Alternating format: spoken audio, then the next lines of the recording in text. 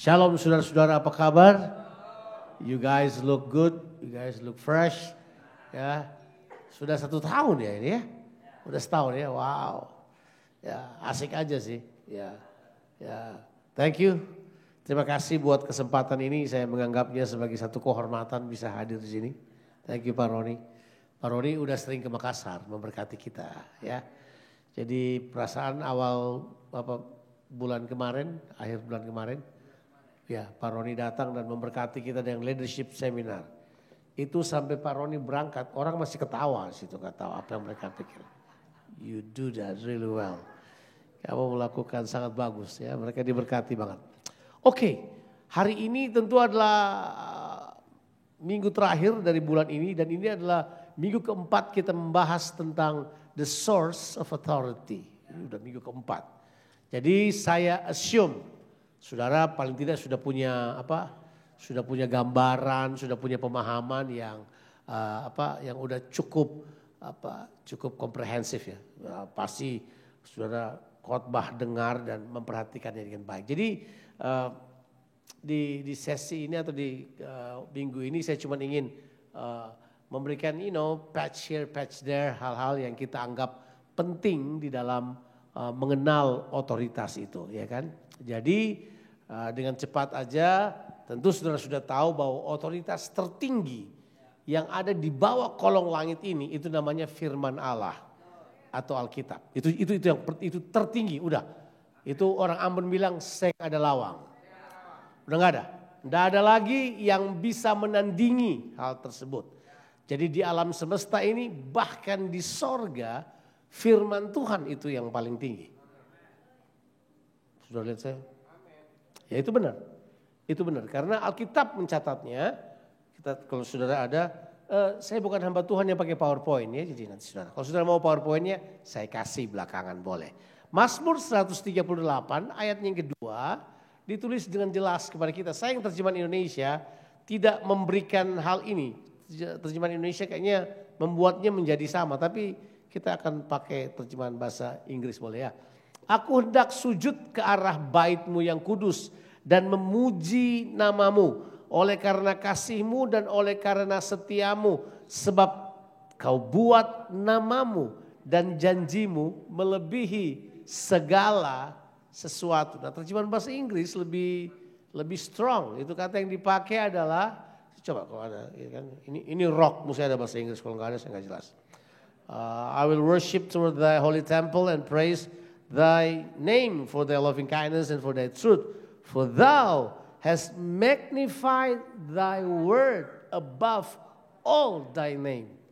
Jadi terjemahan ini bilang bahwa Tuhan menaruh firman-Nya, menempatkan firman-Nya lebih tinggi dari namanya. Bisa dibayangin gak?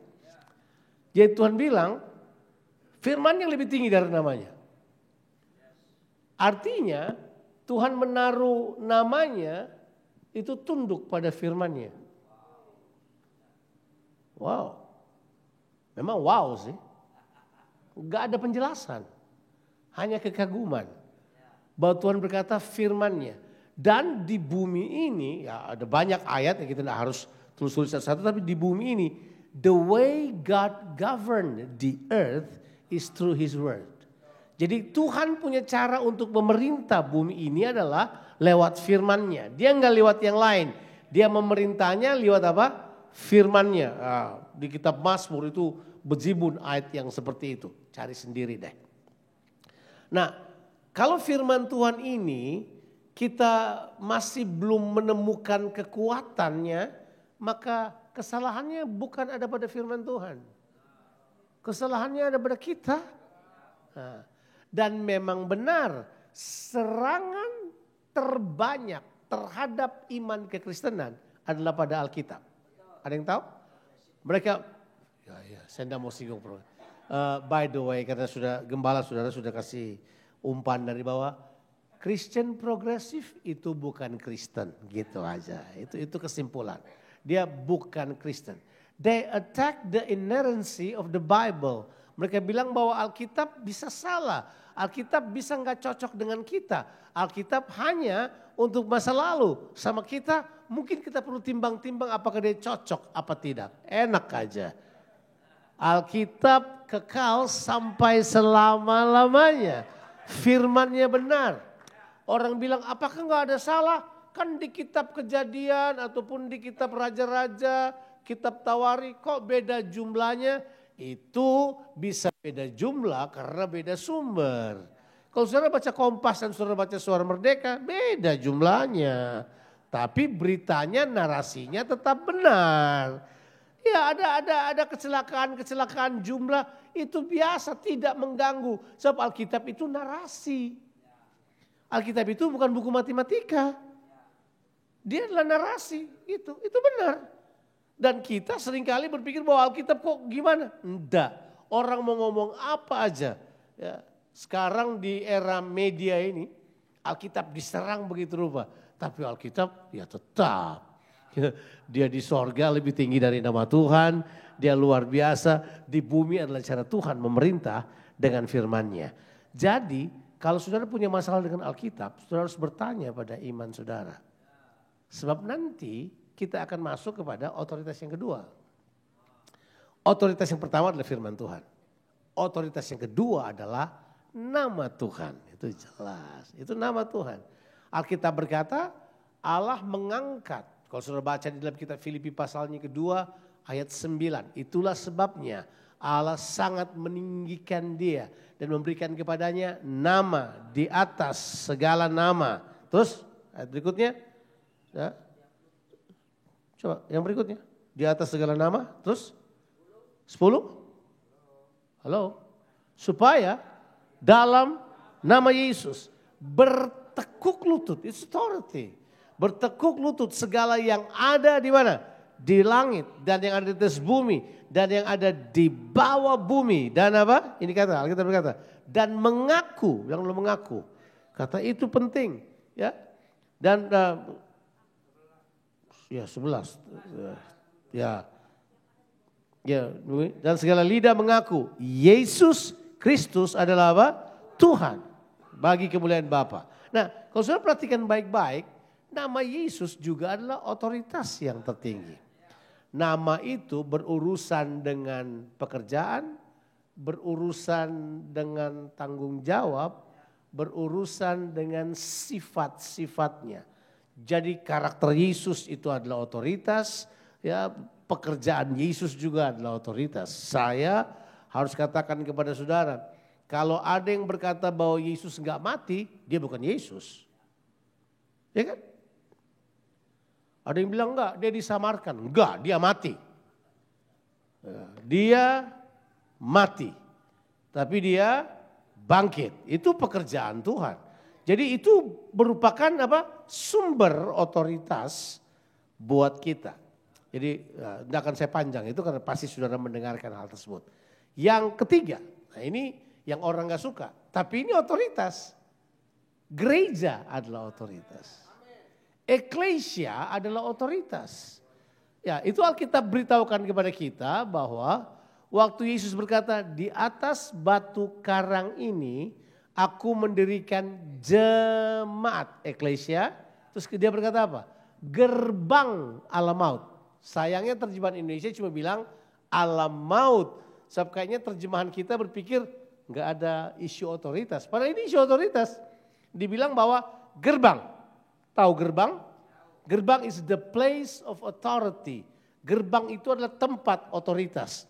Jadi dibilang ini, gerbang alam maut tidak akan berkuasa atasnya. Dengan kata lain, seperti dikatakan begini, when you storm the gates of hell, waktu kamu menyerang kerajaan alam maut, mereka tidak berdaya melawan kamu. Karena ada otoritas yang Tuhan berikan kepada mereka. Gereja punya otoritas itu. Kalau hari ini orang menghina gereja atau gereja menghina dirinya sendiri, terserah bagaimana kita melihatnya. Tetapi tetap gereja merupakan apa? Otoritas di dunia ini. Ada otoritas gereja yang perlu dunia dengar. Dunia perlu tahu, bahkan Alkitab tulis kalau sudah baca kitab Efesus, gereja diberikan tanggung jawab untuk memberitahukan kepada dunia tentang rahasia Kristus yang tak terhingga. Gereja punya otoritas untuk menyatakan kuasa Kristus yang tak dapat diduga. Gereja juga menyatakan kasih Kristus yang tak dapat dibantah. Lebih dalam dari laut, lebih lebar dari samudra, lebih tinggi dari langit. Otoritas itu ada pada siapa? Gereja. Tapi dari wajah saudara berkata, masa sih? Saudara tidak menganggap itu adalah apa? Otoritas. Tapi memang itu adalah otoritas. Nah, saudara sudah mengetahui hal tersebut. Nah, mungkin sekarang ya, kita bisa tambah beberapa hal yang lain sih, tapi cukup itu 3 yang utama aja. Yang pertama adalah firman Tuhan, nama Yesus, gereja. Itu penting. Itu otoritas yang saudara mesti tahu, itu penting. Saya berdoa gereja ini menjadi gereja yang berotoritas, yang punya wibawa atas kota, ya kan? Yang bikin kota gemetar.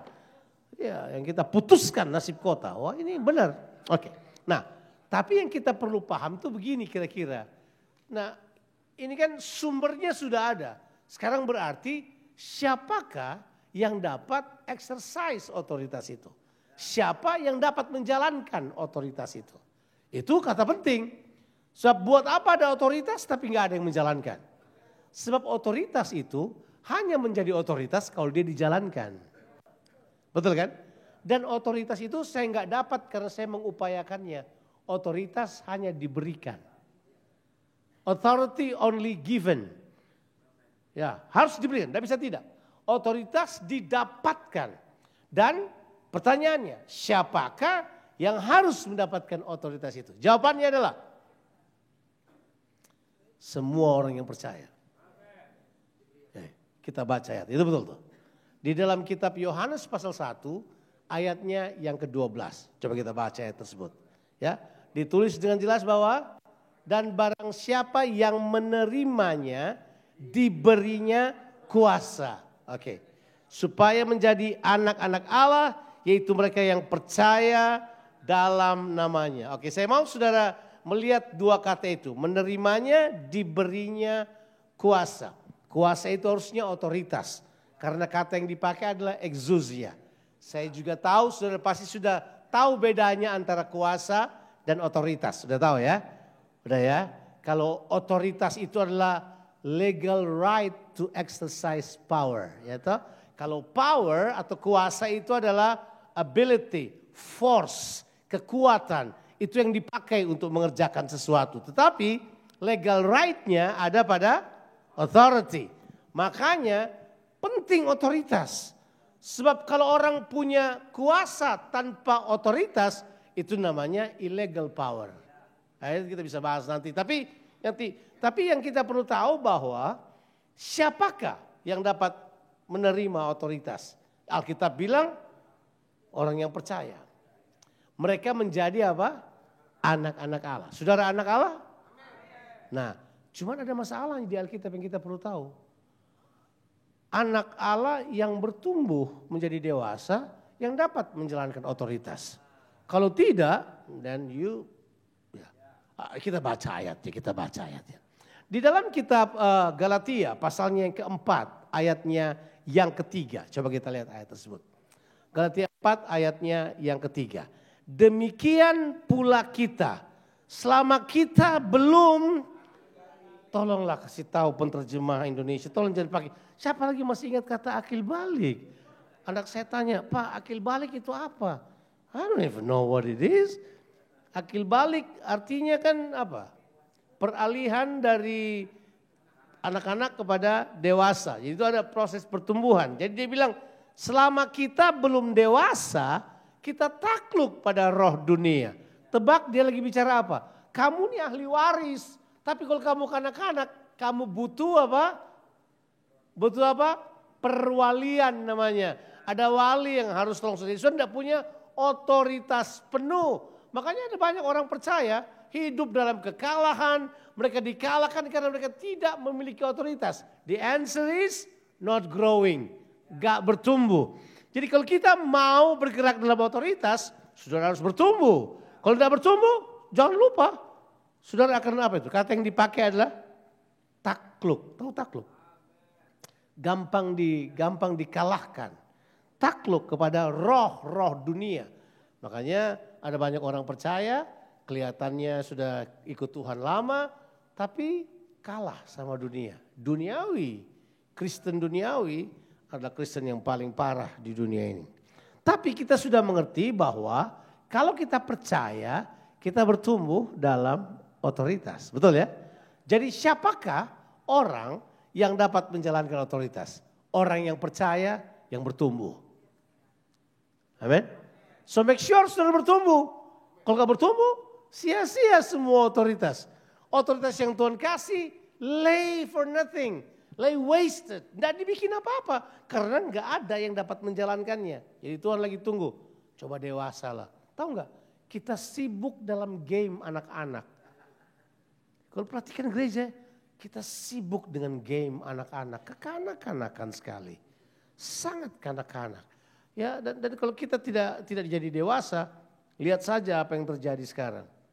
Ya, kanak-kanak, kita nggak dewasa, saling salahkan, gosip, talk back. Gak ada orang yang berdiri dan berkata, hey, the buck stop here.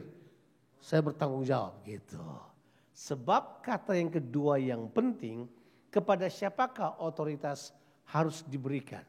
Adalah orang yang bertanggung jawab. Lalu bertanggung jawab. Bertanggung jawab. Oke. Tanggung jawab itu adalah jalan para raja. So responsibility is the ways of the kings. Kalau raja mau jadi raja, walaupun dia masih muda, kalau dia tidak belajar tanggung jawab, dia tidak akan diberikan otoritas. Tidak akan. He has to learn what they call what? Responsibility. Accountability. Hal-hal ini adalah hal-hal yang penting buat kita. Di dalam pelajaran kepriaan tentu kita mendengar statement yang kayak ini. Maturity doesn't come by age, but comes by the acceptance of responsibility. Bahwa kedewasaan tidak datang karena usia, tapi datang karena penerimaan tanggung jawab. Tanggung jawab itu mahal. Tidak peduli berapa besar pengetahuanmu, tidak peduli berapa besar kekuatanmu. Kalau kamu tidak punya tanggung jawab, kamu tidak akan menerima kepercayaan otoritas. Tidak akan. Karena memang otoritas adalah sesuatu yang dipercayakan. Kalau otoritas telah dipercayakan kepada seseorang dan dia bisa menerima tanggung jawab, dia boleh kecil, dia boleh biasa aja, dia boleh kelihatannya kurang pendidikan, dia mungkin bukan fasilida, tapi kalau otoritas turun di atas dia bisa buat apa aja. Dan kalau dia boleh buat sesuatu, ada sesuatu yang bergerak. Nah itu dia. Jadi responsibility itu penting. Halo? Ya, sekali lagi. Responsibility itu penting. It's the ways of the kings. Jadi kalau saudara mau tahu, saudara ada di jalannya para raja, ketahui saja. Apakah engkau bertanggung jawab? Nah tanggung jawab itu secara menyeluruh ya. Tanggung jawab itu sama dengan integrity. Dia harus berlaku pada keseluruhan. Ada yang integritasnya pada keuangan, kepada wanita dia tidak punya integritas. Ada orang yang integritasnya pada mengatur kepercayaan, tapi mungkin dalam keuangan dia nggak bisa. Ada juga kesetiaan dia tidak. Ada banyak hal yang kita perlu kembangkan. Dan yang namanya tanggung jawab itu harus menyeluruh. Tanggung jawab mengatur kehidupan, tanggung jawab mengatur keluarga, tanggung jawab mengatur komsel yang diberikan. Itu semua butuh tanggung jawab. Dan itu tidak ada yang mudah. Enggak ada. Enggak ada. Kalau kamu lihat ada orang yang dapat mengerjakannya dan mereka kelihatan skillful, itu mereka telah melewati perjalanan berulang-ulang kali, konsistensi yang tinggi dalam mengerjakan atau menerima tanggung jawab yang diberikan pada mereka. Siap? Sampai di sini kita oke? Oke. Nah saya nggak tertarik untuk bahas ini sebenarnya. Karena saudara sudah tahu kan ini semuanya. Iya. Yang saya tertarik bahas adalah kalau saudara kemudian menerima illegal power tapi tetap menjalankannya.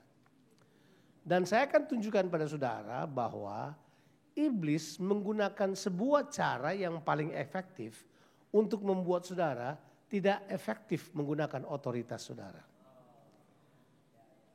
Saya ulang lagi. Iblis menggunakan cara ini Dan cara ini mungkin sudah paling efektif. Cara itu adalah kekecewaan.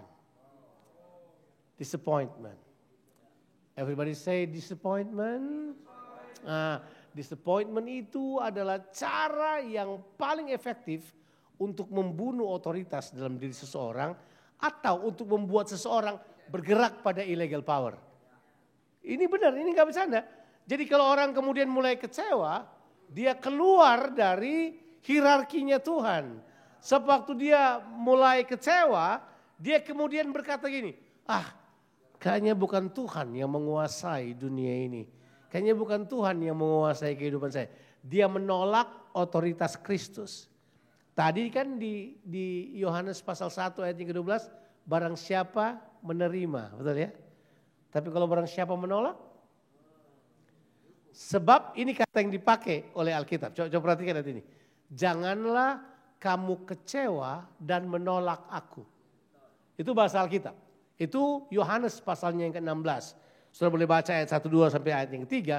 Yesus bilang, aku mengatakan semuanya ini supaya kamu jangan kecewa dan menolak aku. Padahal terjemahan aslinya kata kecewa dan menolak aku itu cuma satu kata dalam bahasa Yunaninya.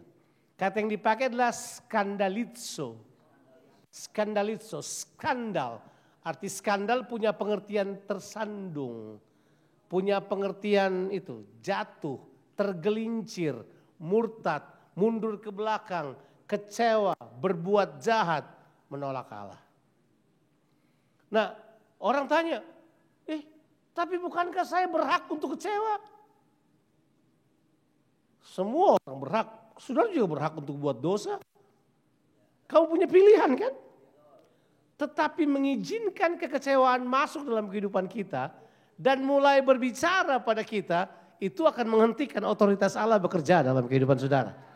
Karena barang siapa mulai kecewa, dia menolak Kristus. Dan terbukti di Alkitab penuh dengan cerita bahwa kalau orang kecewa, mereka pasti akan menolak Tuhan, menolak rencananya, menolak otoritasnya dalam kehidupan ini. Contoh yang pertama, kenapa Kain membunuh Habel? Dia kecewa pada Tuhan. Jadi gini, kekecewaan itu bikin sama siapa aja. Tuhan tidak pernah mengecewakan kita. Tapi manusia bisa kecewa pada Tuhan.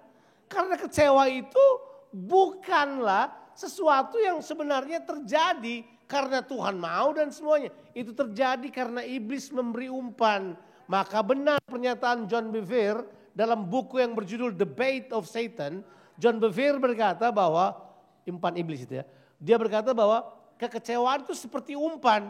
Kamu mengambilnya, kamu akan dihancurkan. It's a bait. Dia nggak harus sesuatu. Kamu berhak untuk kecewa kok. Siapa di ruangan ini yang tidak pernah kecewa? Tolong angkat tangan. Saya mau beritahu aja, jangan-jangan di baliknya dia ada baterai atau ada apa. Gak, kita ini semua kecewa. Saya kecewa, saudara kecewa, orang-orang kecewa. Nah, jadi satu kali di gereja kita ada banyak orang-orang dari gereja lain kan yang datang tuh. Terus mereka cerita, mereka kecewa pada gembalanya. Dalam hati saya ada orang-orang juga dari jemaat kita yang ada di gereja lain juga kecewa sama saya.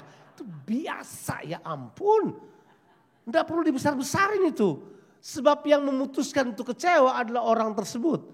Yang paling parah, orang yang dia bilang telah melakukan kecewaan. Sudah hidup bahagia, udah jalan kemana-mana, dianya aja masih tetap berhubungan dengan tersebut. Because kalau kita kecewa, kita mengeluarkan diri kita keluar dari otoritas Allah, keluar dari pemeliharaan Allah, keluar dari semua yang baik. So we decide to come out. Kita yang putuskan. Makanya kekecewaan sangat berbahaya. Ya, misalnya Kain itu adalah orang yang kecewa kan. Dia kecewa sama siapa? Sama Tuhan. Makanya habis cerita persembahan itu kan kata itu muncul. Ketika Tuhan datang ke sampingnya dia kemudian berkata, hati-hati. Ya, kenapa mukamu muram? Tapi kejahatan mengetuk di pintumu.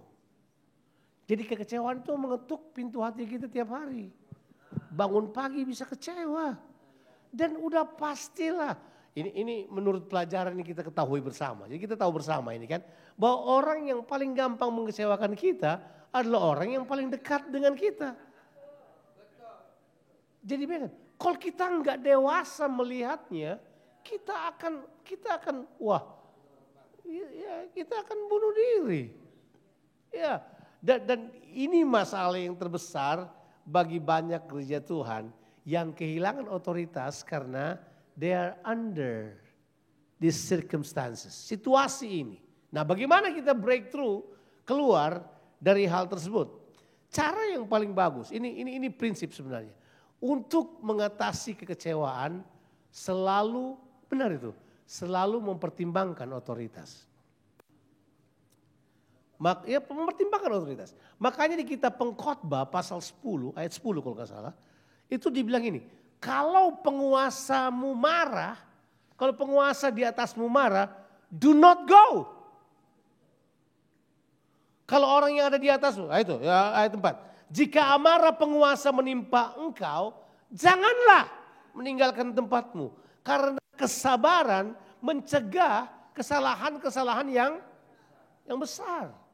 Jadi sebenarnya begini, kalau saudara mulai kecewa, you are open to make mistakes. You are fragile to do bad things.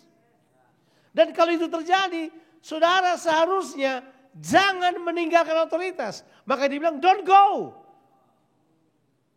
Ada orang karena ditegur pergi. Ada orang karena dengarkan khotbah pergi.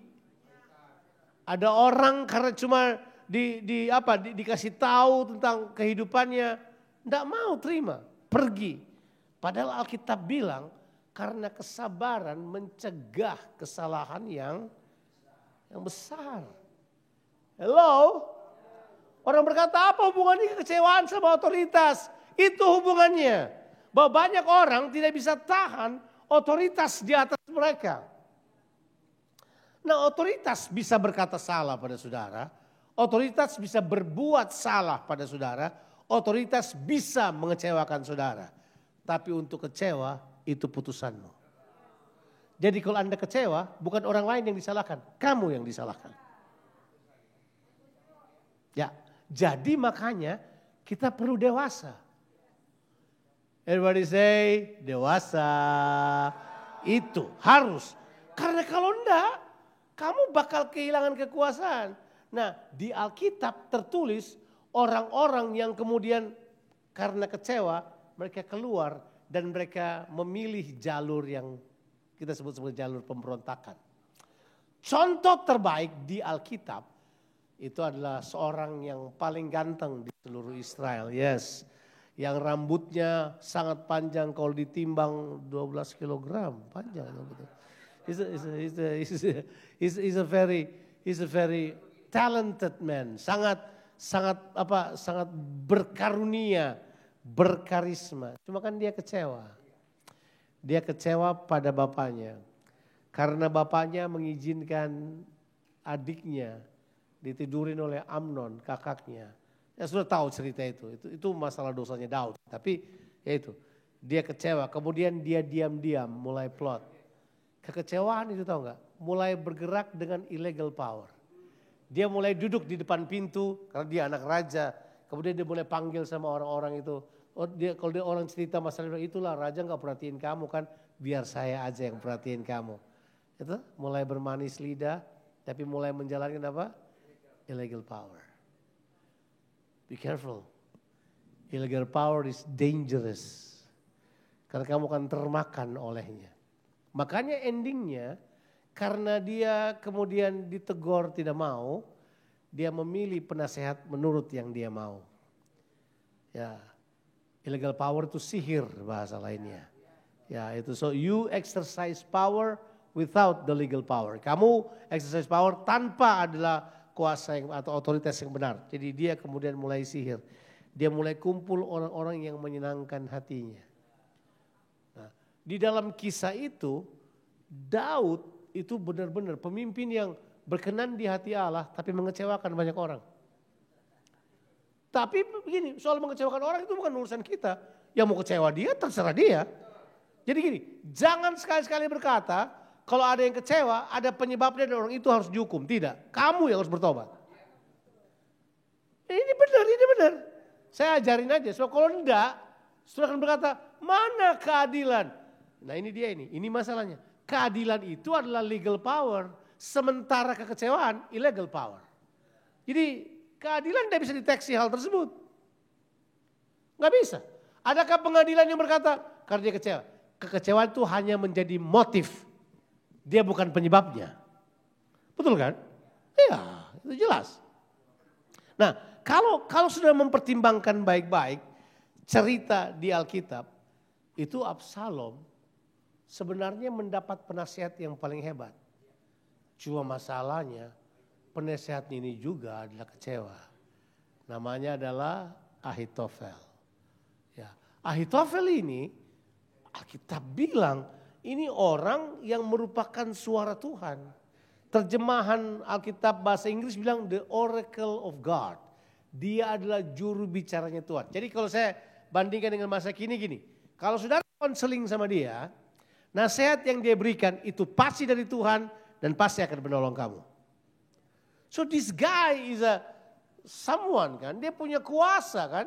Nah sementara dia ada di Daud, melakukan kehendak Tuhan, otoritasnya benar. Tapi dia kecewa sama Daud. Karena Daud paksa cucunya kawin sama Batseba. Cucunya itu ceritanya panjang lah.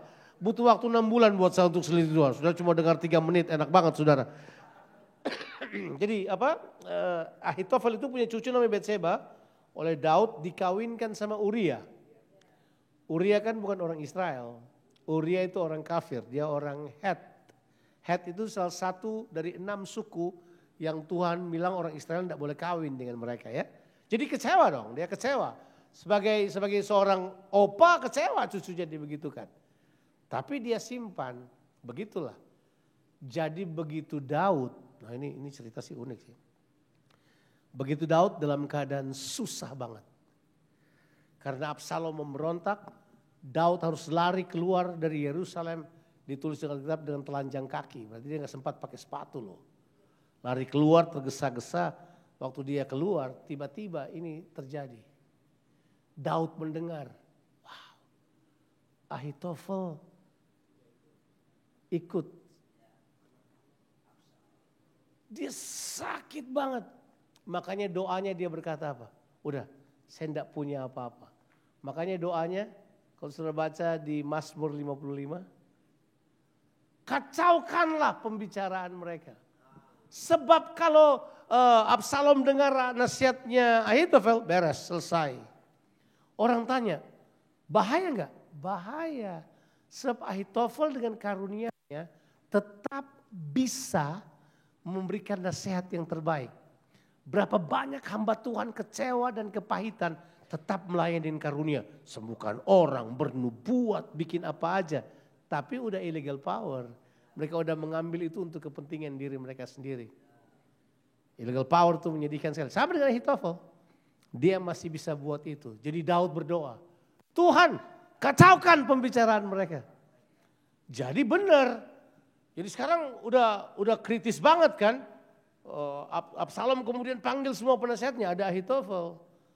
Terus kemudian Ahitofel karena case-nya begini. Absalom mau bikin kapok Daud. Jadi caranya dia bilang gini, saya mau perkosa istrinya Daud di atas suatu rumah. Supaya dia tahu bahwa saya yang berkuasa di sini. Kira-kira itu bahasa. Jadi semua bilang gitu, Ahitofel bilang jangan. Kamu jangan buat itu. Karena kamu buat itu, bukan cuma saat ini. Kamu merintah berapa lama sih? Kalau kamu jadi raja paling 40 tahun. Tapi kamu akan dikenang sebagai raja buruk, anak durhaka di sepanjang kehidupanmu. So don't, jangan buat itu. Tapi haleluya, Tuhan menjawab doa Daud. Kacau, dia dengar nasihat, akhirnya dia putuskan dia tetap kerjakan. Apa yang dinasihatkan oleh orang-orang muda itu. Waktu dia buat itu, bang, dia tumbang. Hancur. Ahitofel waktu dilihat, Dia salah juga, dia pulang gantung diri. Ada banyak orang besar alami kekecewaan. Tapi kalau dia tidak bereskan bisa berbahaya. Misalnya pertanyaan bodoh ini. Kenapa Petrus menyangkal Yesus? Jawabannya dia kecewa. Iya, soalnya Yesus sembuhkan mama mertuanya, itu salah. Nah itu joke Yahudi, jadi saya tidak mau lanjut. Tapi isu utamanya adalah semua orang yang kecewa, they tend to go to illegal power in their exercise. Itu bahaya banget. Kalau kita tidak masuk dengan dengan sukacita untuk membereskan bahwa saya tidak mau kecewa. Itu harus putuskan. Karena itu berurusan sama otoritas. Otoritas yang terluka adalah sarang iblis menjalankan rencananya. Nah, itu otoritas yang terluka adalah cara. Jadi misalnya seorang yang memimpin tapi dia terluka. Wow. Danger. Very danger. Di Alkitab penuh dengan cerita kayak begitu. Ya tak? Yudas orang yang terluka. Orang-orang yang tertulis di Alkitab sebagai tokoh antagonis terbanyak adalah orang-orang yang mengalami luka. Orangnya apa? Urusannya luka sama otoritas. Jawabannya sederhana. Karena di dunia ini ada dua otoritas besar yang berusaha menarik manusia. Otoritas Allah, otoritas iblis. Kerajaan Allah dan kerajaan kegelapan. Mereka juga. Nah, cara kerajaan kegelapan adalah dengan cara itu. Kekecewaan. Cara kerajaan Allah adalah submission. And this is, I have to tell you. Kalau orang terluka dan kecewa, susah submit. Susah submit. Mungkin kalau saya pakai kata susah agak lebih gampang kan? Tidak mungkin submit. Itu berat banget bagi orang yang terluka untuk tunduk. Berat banget orang yang terluka untuk berkata gini, dengar khotbahnya tidak mungkin lah. Pernah dengar kata-kata kayak gitu? Saya capek dengar kayak gitu. Orang bilangnya mereka itu barisan sakit hati. Saya bilang mereka adalah calon penyihir-penyihir hebat. No, this is no joke. Saya tidak membenarkan kesalahan pemimpin yang menyebabkan mereka kecewa. Saya tidak bilang itu benar. Akan tetapi kalau mereka tidak memelihara hati mereka, tidak mengikuti prinsip firman Tuhan, mereka akan menjadi penyihir-penyihir hebat. Mereka akan menjadi pemberontak yang hebat. Mereka akan mengerjakan perkara-perkara yang mungkin engkau tidak pernah pikirkan. Kalau baca Mazmur 55, itu dibilang lidah mereka lebih licin daripada mentega. Di depan mereka memberikan hidangan, di belakang ada pedang yang menusuk. Coba baca, Mazmur 55 itu cerita tentang kekecewaan sebenarnya itu. Makanya di endingnya kan ditulis begini, serahkanlah segala khawatirmu kepada Tuhan. Terjemahan yang tepat adalah lemparkanlah kekecewaanmu pada Tuhan. Itu terjemahan yang tepat sebenarnya. But point is clear. Semua orang bisa kecewa. Jadi bagaimana caranya untuk tidak kecewa? Saya sarankan 3 hal praktis. Yang pertama adalah saudara harus bertumbuh. Jadi khotbahnya bertumbuh juga. Hanya kanak-kanak rohani yang gampang kecewa. So bertumbuh yang pertama. Yang kedua adalah ini dia. Terima firman Allah secara penuh dan mutlak tanpa tambah idola manusia. Saya ulangi lagi. Terima firman Allah secara penuh dan mutlak tanpa tambah idola manusia. Jangan tambah. Karena dia yang menyampaikannya, jangan dia jadi idola. Jangan. Berhenti dengan mentalitas selebriti rohani. Stop. We have to stop it. Harus. Kalau kita nggak stop, siapa yang mau hentikan? Tidak ada satu orang pun yang berkuasa atas hidup saudara kecuali Tuhan. Gak ada. Tapi kalau saudara mulai terima firman, kemudian mulai menganggap ada idola ini, idola itu, dan kemudian hanya firman Tuhan yang keren yang keluar dari dia. Jadi kemudian yang terjadi adalah yang di buku kita tidak baca lagi. Terbanyak orang yang mengidolakan orang tidak baca Alkitabnya lagi.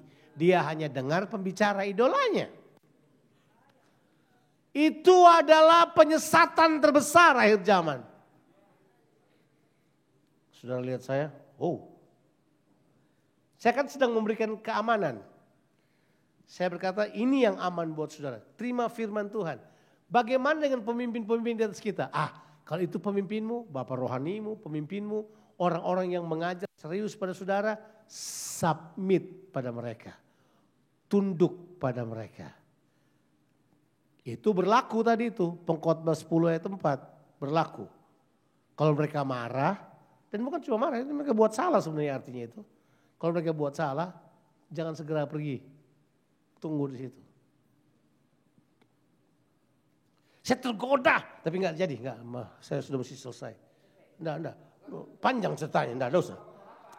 Janganlah. Nanti diri sekarang. Mungkin sudah pernah dengar cerita ini, tapi gini. Saya adalah hamba Tuhan yang sangat terluka waktu memulai pelayanan saya. Karena ada seorang hamba Tuhan yang saya kagum sekali. Haleluya. Makanya kekaguman pada hamba Tuhan, be careful. Hati-hati.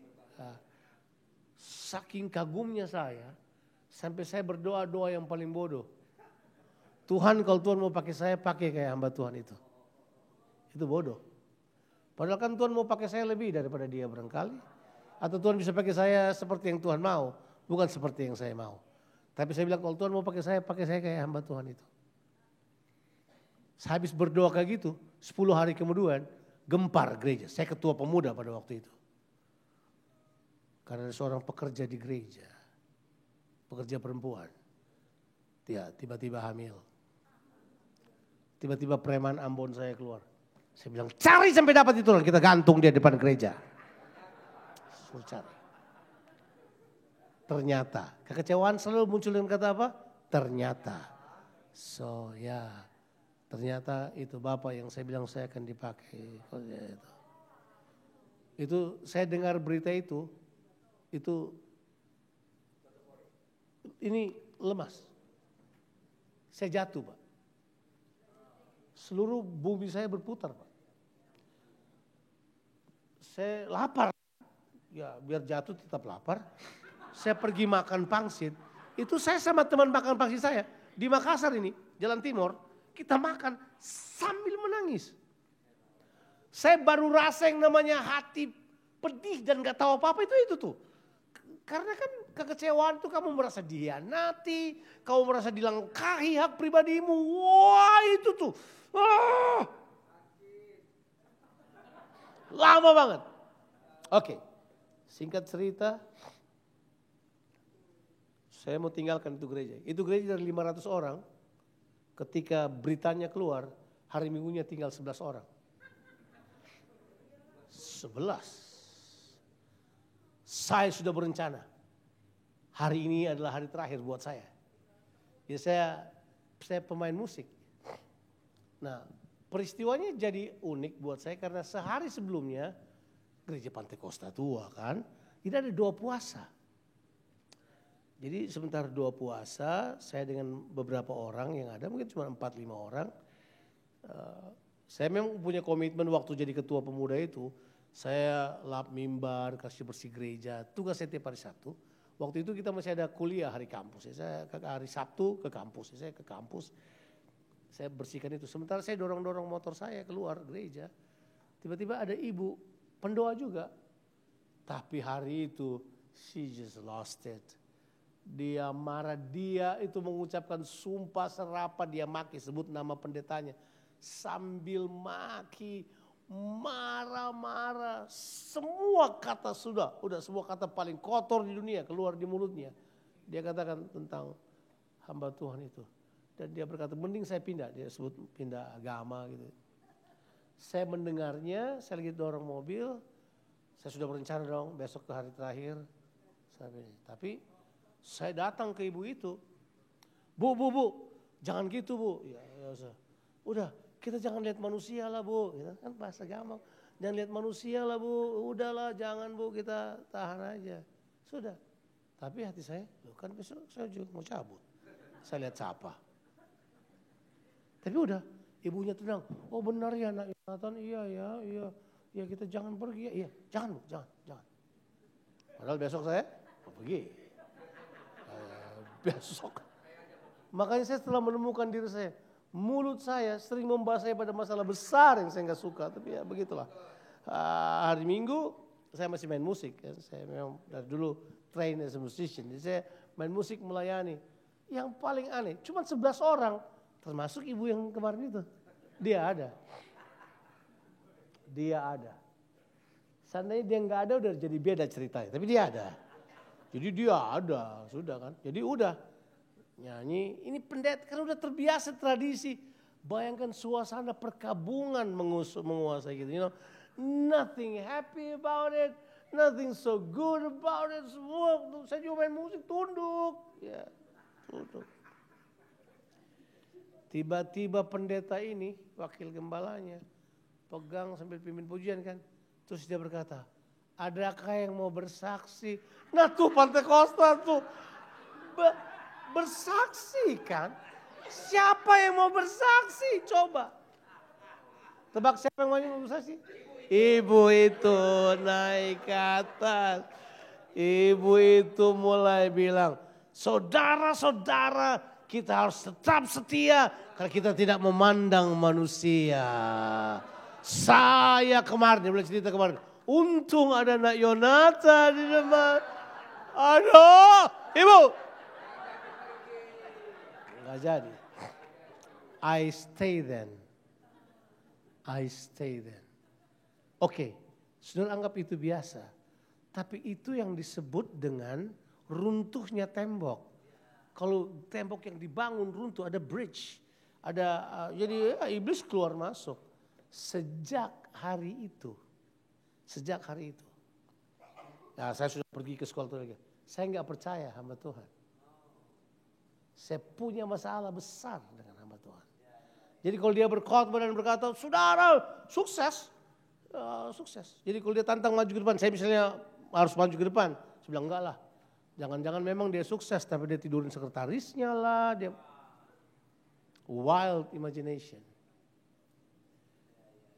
Itu terbawa sampai saya masuk sekolah teologi. Terbawa. Masuk sekolah teologi, saya ada di sekolah itu. Ya, kita disembuhkan karena kita tinggal bareng. Tinggal bareng orang kita lihat dengan mata kepala kita sendiri. Bahwa masih ada hamba Tuhan yang bisa dipercaya. Masih ada. Dan saya kira itu tetap ada. Sampai kapanpun dia tetap ada. Ya, setelah saya di dalam ada banyak juga yang kecewa sama hamba Tuhan itu. Tapi it doesn't matter. Saya sembuh di situ. Gak ada masalah. Saya sembuh di situ dan kemudian ada perubahan besar yang terjadi. Sekarang di gereja yang mengalami hal tersebut. Apa yang terjadi? Otoritas yang lain menguasai mereka. Setiap ada ketua kaum muda yang ada di situ. 3, 4, 5 orang jatuh di dosa yang sama.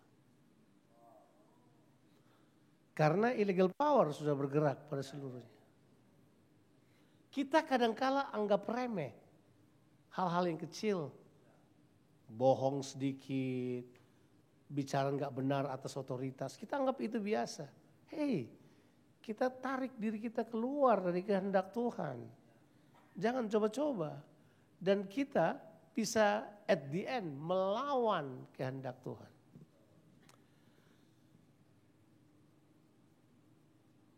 Rick Warren berkata begini, kalau kamu kecewa dan tidak membereskannya, kamu memberi platform buat iblis landing kapan saja dan take off kapan saja.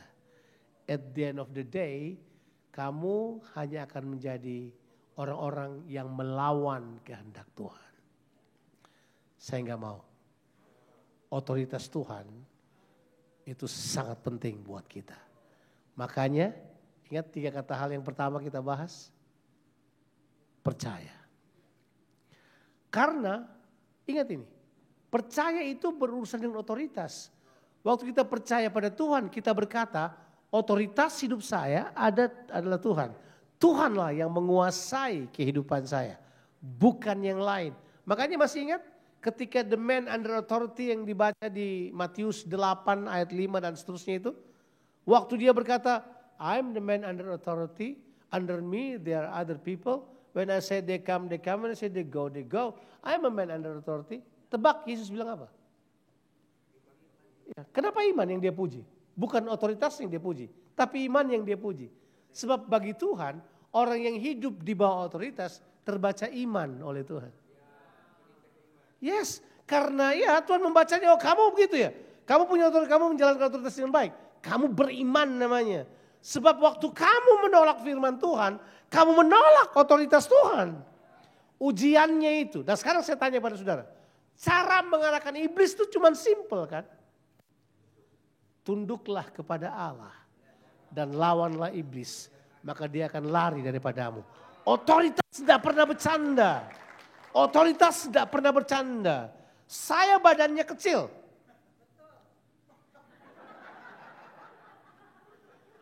Tidak ada kelebihan saya. Tapi berani bilang saya tidak punya otoritas. Wah, saya belajar otoritasku saya di Tawangmangu. Saya waktu di Tawangmangu berat badan saya berapa? Sekarang ya sudah agak sedikit berbobot lah ya. Tapi ada waktunya saya ketiup angin juga mungkin jatuh kali. Berat badan saya waktu di Tawangmangu sekolah itu cuma 49, 50. Paling tinggi 52. Jadi saya pernah kurus, percayalah. Tapi tahu nggak? Di zaman saya kemudian jadi staf. Itu yang datang ke sekolah teologi. Semua preman dari itu. Preman-preman Ambon yang gak takut manusia siapapun. Tapi tebak, anak kecil ini bisa berkata, keluar, masuk. Jangan coba-coba lewat jam 10, ikut semuanya. Karena otoritasnya ada di saya. Kamu boleh kecil, kamu boleh kelihatan tidak berarti. Tapi kalau kamu menghargai otoritas, jangan salah. Tapi kan kata kuncinya tadi, kita harus bisa untuk menerima kebenaran tanpa ada idol-idol tadi. Oke, yang terakhir dan saya selesai di sini adalah ini. Milikilah orang-orang yang sudah dapat punya accountability dengan mereka. Ada orang-orang itu, ada duduk yang bisa periksa kehidupan kita. Kamu salah, khotbahmu tadi kayaknya suruh-suruh orang kasih uang ya. Jangan sihir orang lah. Ada kan ada. Mesti ada dong orang di sekitar kita yang kesal. Kamu tadi marah ya, cuma tadi ada yang nggak setuju dengan khotbahmu. Makanya khotbahmu seperti anjing yang menggonggong dari menit ke-10 sampai menit ke-40. Kenapa? Kamu marah ya? Iya, ya udah. Jadi kemudian kita jujur sama orang. Kalau kita jujur sama orang, ada accountable people sekitar kita. Sebab ini kata kunci. Authority is about accountability. Sebab kepercayaan itu adalah tentang akuntabilitas kan. Kalau kita bisa dipercaya, tambah dong otoritas kita. Tuhan Yesus memberkati kita sekalian. Haleluya. Amin.